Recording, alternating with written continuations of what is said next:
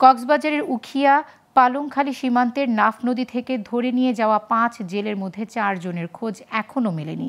এরই মধ্যে উদ্ধার করা হয়েছে একজনের মরদেহ। এতে 1 মাসেরও বেশি সময় ধরে চরম উৎকণ্ঠায় দিন কাটছে নিখোঁজদের পরিবারের।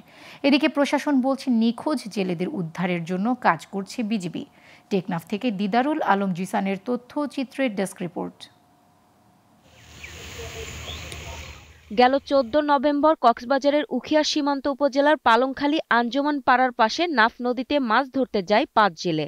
হঠাৎ মিয়ানমারের সশস্ত্র বিদ্রোহী দল আরাকান আর্মি তাদের ধরে নিয়ে যায়। 2 দিন পর আটক জেলে সৈয়দুল বরশের গুলিবিদ্ধ ভাসমান মরদেহ উদ্ধার করা হয় নাফ নদী থেকে। এর আগে 9 অক্টোবরও সেন্ট মার্টিন দ্বীপ ও মিয়ানমারের মধ্যবর্তী বঙ্গোপসাগরে বাংলাদেশ অংশ থেকে 6 ট্রলার সহ 58 জেলেকে ধরে নিয়ে গিয়েছিল মিয়ানমার নৌবাহিনী। তাদের গুলিতে একজনের মৃত্যু ও 2 জন আহত হয়। পরের দিন ওই মরদেহ সহ 2 দফায় কয়েকজন জেলেকে ফিরিয়ে দিয়েছিল মিয়ানমার নৌবাহিনী।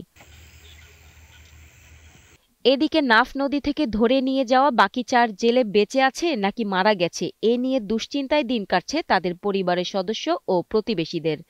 এখন ফুয়া নি উনর ফুয়া দিতার আরো 5 জন মানুষ আসছিল, 5 জন তো মারা 7 তারিখ ফুয়া বর্তমান আজ ন ভাই মানুষ যখনও ভাই যদি বিনিময় যদি আর ফাইন যদি আর কইলে আবাজি অসম্ভব তো কেন লাগবে তো দুনিয়ায় মরো কত জিয়াত কারা লাশক জিয়াত কারণ দিবে আল্লাহ হাজি বহুত দহস্ত করিয়া পাবে এভাবে যদি 14 যদি 2-3 যদি এভাবে লাগ যদি পরে দেশত তারা জান মারার তখন নিরাপদ নাই। জেলেদের ধরে নিয়ে যাওয়ার বিষয়টি গুরুত্বের সাথে নিয়ে সংশ্লিষ্ট প্রশাসনকে আরাকান আর্মির সাথে যোগাযোগ করে তথ্য জানা দরকার বলে মনে করছেন এই জনপ্রতিনিধি।